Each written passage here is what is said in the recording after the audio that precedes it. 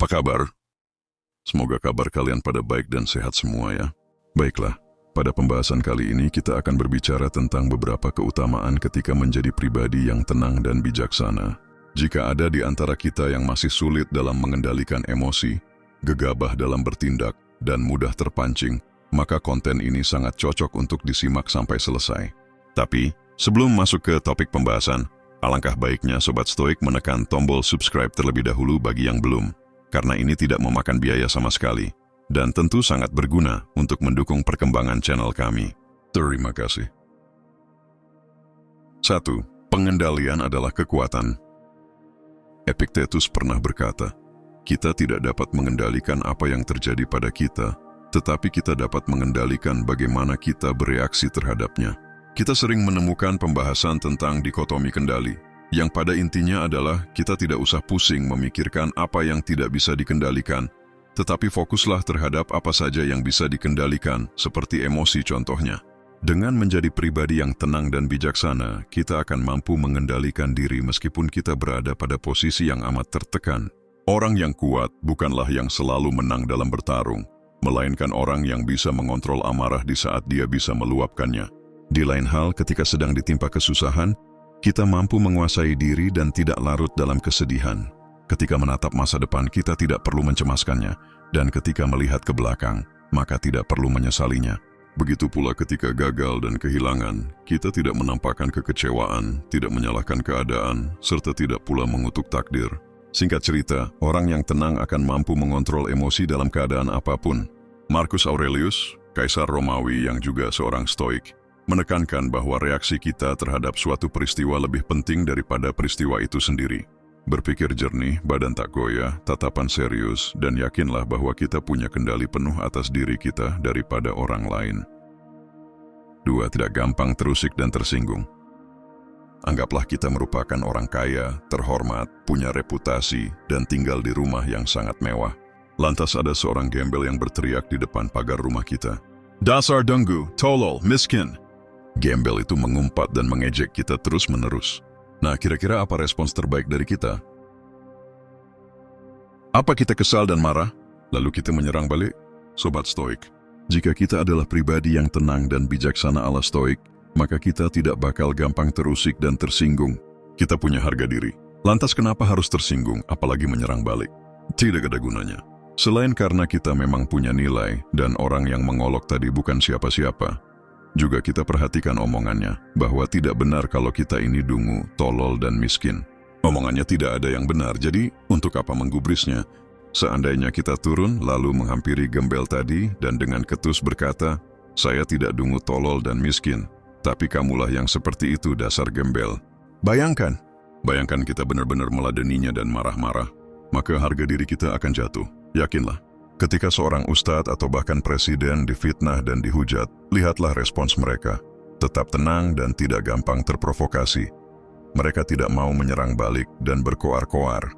Martabat dan reputasi mereka dinilai saat memberikan respons positif saat menerima perlakuan tak mengenakan.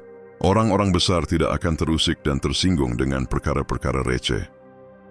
3. Melatih kesabaran. Selain mampu mengendalikan emosi serta tidak gampang terprovokasi, orang yang tenang akan mudah melatih kesabaran.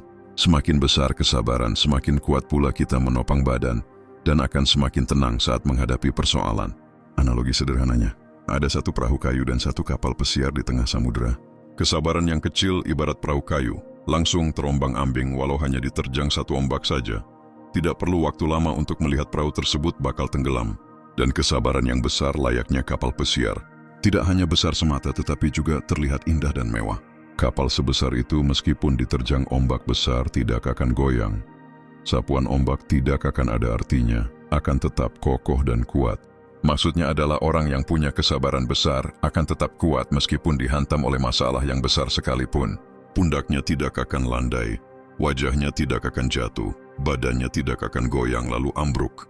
Kesabaran yang ada pada diri ibarat benteng kokoh untuk menghalau serangan musuh. Tidak ada yang didapat jika punya kesabaran besar, melainkan kemenangan dan kejayaan. Orang yang tidak tenang akan membawa kelemahan dan rasa putus asa.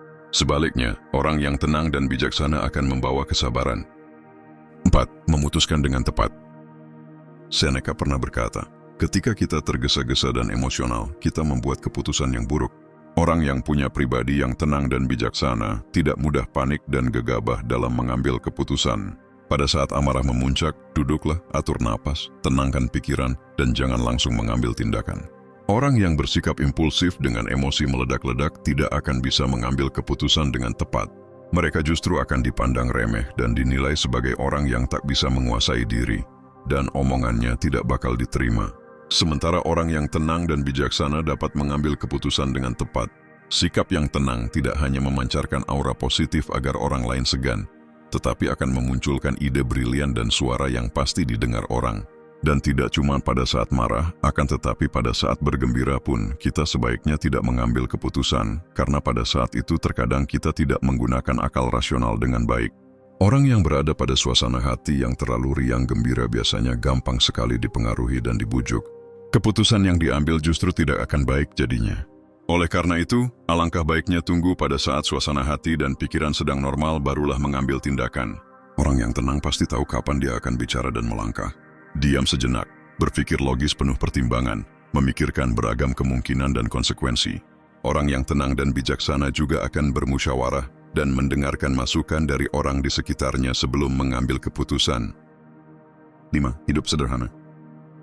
Epictetus pernah berkata, kekayaan sejati bukanlah memiliki banyak tetapi membutuhkan sedikit. Para stoik yang tenang dan bijaksana tidak akan mudah terpengaruh oleh indahnya dunia yang fana. Mereka yang teguh dalam menjalankan prinsip hidup mulia ini tidak akan membiarkan diri mereka tenggelam dalam sikap hedonistik dan materialistik. Mereka tidak mungkin mengejar dunia semata lalu memamerkannya kepada khalayak guna mengharapkan pengakuan dan pujian.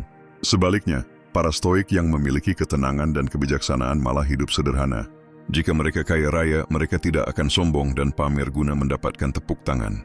Dan jika mereka ditakdirkan miskin, maka mereka tetap bersahaja, seperti beringin tua di tengah hamparan padang savana.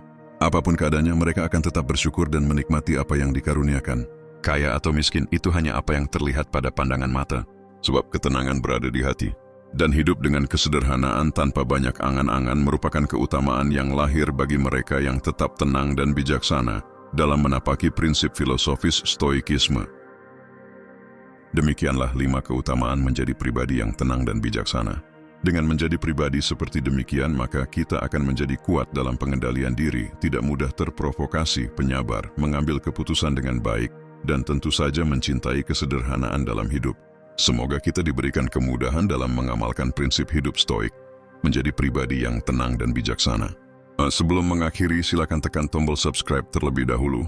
Tidak dipungut biaya sama sekali. Dan itu sangat membantu perkembangan channel kami. Sampai jumpa pada konten kami lainnya. Terima kasih.